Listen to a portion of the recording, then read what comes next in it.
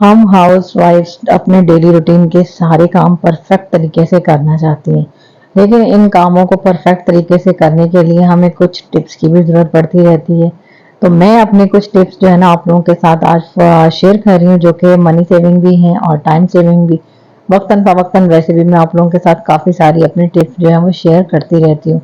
तो I hope आज की वीडियो भी आप लोगों को ज़रूर पसंद आने वाली है। तो अगर वीडियो ज़रा सी भी अच्छे लगे तो वीडियो को लाइक करिएगा, शेयर कीजिएगा। तो आइए फिर बिना टाइम वेस्ट किए वीडियो स्टार्ट करते हैं। अस्सलाम वालेकुम my YouTube family, welcome back to my channel. कैसे हैं आप सब? आई होप आप सब ठीक होंगे। अल्हम्दुलिल्लाह मैं भी बिल्कुल ठीक हूँ। आज आप लोगों के साथ काफ़ी सारी अपनी time and money saving tips share करने वाली हूँ। तो सबसे पहली जो टिप मैं आप लोगों के साथ शेयर कर रही हूँ ना, हम बाजार से इतनी महंगी महंगी बेडशीट्स खरीद कर लाते हैं और उनको एक प्रॉपर तरीके से अगर हम बिछाते नहीं है ना, तो वो बिछी हुई बिल्कुल भी अच्छी नहीं लगती। वैसे भी आजकल बच्चे घर में सारा दिन उछल कूद करते रहते हैं, तो प्रॉपर वे में ना बेडशीट बिछाना बहुत ज़्यादा ज़रूरी है। तो मैं इस तरह से कभी कभी जो है ना नॉट लगाकर भी बिछा लेती हूँ, लेकिन इसको जो है ना अगर हम फिंगर की हेल्प से, हाथों की हेल्प से इस तरह से दबाते हैं ना, तो कभी कभी क्या है कि हमारे हाथों पे जख्म भी हो जाते हैं। तो इसको जो है ना मैं बेडशीट को फिक्स करने के लिए मैं क्या करती हूँ कि एक कंघी का यूज़ करती हूँ, और ये कंघी से जो है ना हमारी बेडशीट बिल्कुल परफेक्ट तरीके से जो है ना वो सेट हो जाती है। तो मैं भी आपको दिखाती हूँ कि बेडशीट जो है ना वो कितनी अच्छी तरीके से यहाँ पर मैंने चारों कॉर्नर्स को इसी तरह से सेट कर लिया है। बेडशीट्स के ऊपर पूरी एक वीडियो मैंने आप लोगों के साथ डिटेल से शेयर की हुई है। आज मैं दोबारा अपनी बेडशीट चेंज कर रही थी, तो मैंने सोचा आज दोबारा से जो है ना आप लोगों के साथ ये शेयर कर दूं, क्योंकि हमारी फैमिली में काफ़ी सारे लोग जो हैं वो नए आ चुके हैं। तो उन नए आने वाले व्यूवर्स का भी बहुत ज़्यादा शुक्रिया, और इसी तरह से सपोर्ट करते रहिएगा। आप सबकी सपोर्ट की मुझे बहुत ज़्यादा ज़रूरत है।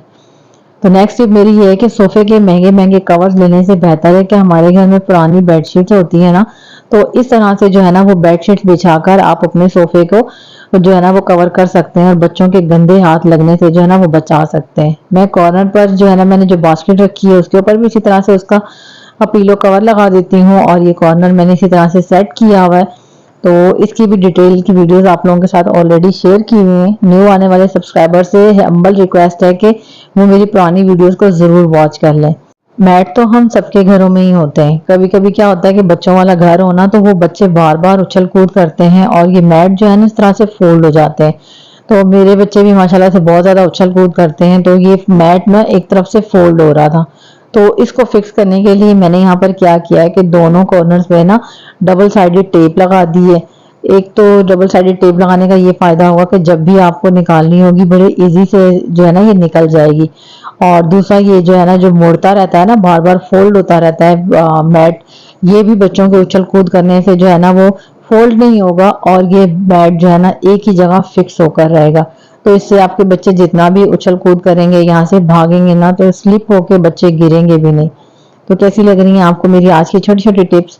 इन छोटी छोटी टिप्स को हम फॉलो करके ना अपने घर को बड़े अच्छे तरीके से जो है ना वो मैनेज कर सकते हैं। तो नेक्स्ट टिप मेरी ये है कि बेल्ट तो हम सबके घरों में ही होते हैं, बच्चों के भी बड़ों के भी।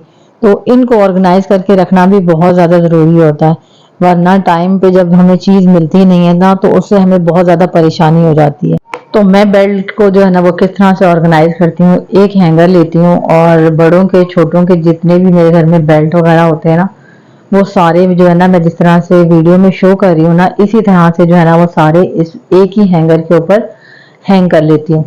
इससे जो है ना सारे बेल्ट आपके ऑर्गेनाइज भी हो जाते हैं, और जितने भी बेल्ट हो ना आपको इधर उधर ढूंढने भी नहीं पड़ते, और एक ही जगह जो है ना वो सारे मिल जाते हैं।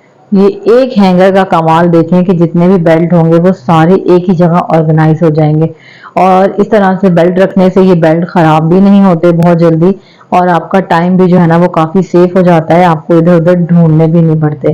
तो ये देखिए मैंने सारे बेल्ट जो है ना वो इस तरह से लगा लिए हैं और हैंग कर लिए हैं। अब आप इसको जो है ना वो चाहे तो कबर्ड में लटका दें, चाहे तो इस तरह के दरवाजे के पीछे लटका दें। मैं यहाँ दरवाजे के पीछे लटका देती हूँ, और दिखते भी नहीं है किसी को, और ये लटके हुए भी अच्छे लग रहे होते हैं। इस तरह के लिड तो हम सबके घरों में ही होती है। क्या होता है कि हम इनको अच्छे से वॉश भी करते हैं, लेकिन इनके जो कॉर्नर होते हैं ना, इसमें जो है ना जो गंदगी फंस जाती है ना, जो सारी चिकनाई वगैरह खाने की होती है, तो वो धोने से भी जो है ना निकलती नहीं है। तो यहाँ पर मेडिसिन, एक्सपायर मेडिसिन तो हम फेंक देते हैं, तो इसको जो है ना मैं यहाँ फेंकती नहीं हूँ। मैं क्या करती हूँ कि इसके ऊपर इस तरह से टिश्यू लगा करना, तो ऐसे जो जितनी भी लिड्स वगैरह होती हैं, कोने होते हैं ना इसके, तो ये सारे साफ कर देती हैं। तो देखें ये आपके सामने ही मैंने साफ किया और कितनी ज्यादा ग्रीस निकली है ना इसमें से, चिकनाई वगैरह जो खाने की जम जाती है। तो है ना ये कमाल का आइडिया। इन छोटी छोटी टिप्स को हम फॉलो करके ना अपने घर को बड़े अच्छे तरीके से जो है ना चला सकते हैं, और इन टिप्स को फॉलो करना भी चाहिए। ये हमारे बहुत सारे जो है ना वो पैसे और वक्त दोनों ही बचाती हैं। अब नेक्स्ट टिप में ये देखें कि ओल्ड सॉक्स भी हम सबके घरों में ही होते हैं, और इस तरह के छोटे छोटे साबुन भी जो है ना हम सबके घरों में बच ही जाते हैं, और ये दोनों चीजें जो है ना हम वेस्ट कर देते हैं। तो मैं इसको वेस्ट नहीं करती हूँ। मैं क्या करती हूँ कि सॉक्स के अंदर जो सोप के छोटे छोटे टुकड़े बचे हुए होते हैं ना, तो सॉक्स के अंदर डालकर उसको इस तरह से गीला करके, तो ये क्लीनिंग के लिए ना बड़ी जबरदस्त चीज बन जाती है। तो इसके आप अपना सिंक क्लीन कर सकते हैं, या फिर वॉश बेसिन, तो बहुत ही अच्छे तरीके से जो है ना इससे क्लीन होता है। तो अक्सर मैं जो है ना वॉश बेसिन इस तरह से क्लीन करती रहती हूँ। इससे जो है ना वो हमें ज्यादा एफर्ट्स भी नहीं करनी पड़ती क्लीनिंग में, और बड़े ही आसानी से ना जो है ना कोई क्लीनर वगैरह यूज किए बिना हमारा ये जो बेसन है बहुत अच्छे से क्लीन हो जाता है। अभी मैं आपको साफ करके दिखाती हूँ कि माशाल्लाह से कितना ज्यादा चमक गया है। तो इस टिप को आप जरूर फॉलो कीजिएगा। ये हमारे काफी सारे जो है ना वो पैसे बच जाते हैं ऐसी चीजों को फॉलो करने से, क्योंकि बाजार से हम इतने महंगे क्लीनर खरीदते हैं, तो उससे जो है ना हम घर में भी बेकार पड़ी चीजों से जुगाड़ कर सकते हैं। अब अक्सर क्या होता है कि हमारे घरों में काफी सारी टी शर्ट्स हो गई, कोई भी कपड़े हो गए ना, ऐसे होते हैं जो हम यूज नहीं कर रहे होते, हमारे किसी काम नहीं आ रहे होते, और या तो फिर हम किसी को दे भी नहीं सकते, ऐसे खराब हुए हुए होते हैं।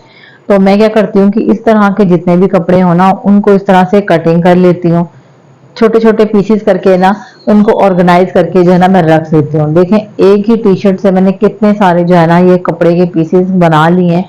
ये हमारे बहुत ज्यादा काम आने वाले हैं। किचन में हम महंगे महंगे जो है ना वो टॉवल खरीद के लाते हैं, या नैपकिन्स वगैरह जो खरीद के लाते हैं, सफाई के लिए टॉवल्स वगैरह खरीदते हैं, तो ये हमारे ये कपड़े जो है ना उसका काम करेंगे। देखिए मैंने कितने सारे पहले भी काट के इस तरह से रखे हुए हैं, और अभी भी।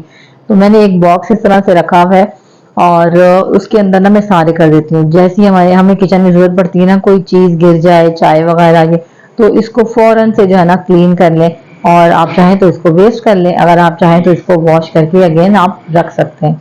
तो है ना ये कमाल का आइडिया। अक्सर हम आटा वगैरह छानते हैं ना, चाहे बड़े तसले में छाने या इस तरह के छोटे बॉल में हम छाने, तो क्या होता है कि आटा जो है ना वो नीचे गिर जाता है, तो इससे जो है ना आटा ज़ाया होता है। रिस्क ज़ाया नहीं करना चाहिए। तो इसके लिए भी मैं आपको एक बड़ी आसान सी टिप देती हूँ, और इसके लिए मैं क्या करती हूँ कभी कभी कि एक ग्लास के अंदर ना हमने आटा लेना है, और उस आटे को जो है ना हमने छन्नी के ऊपर रखना है।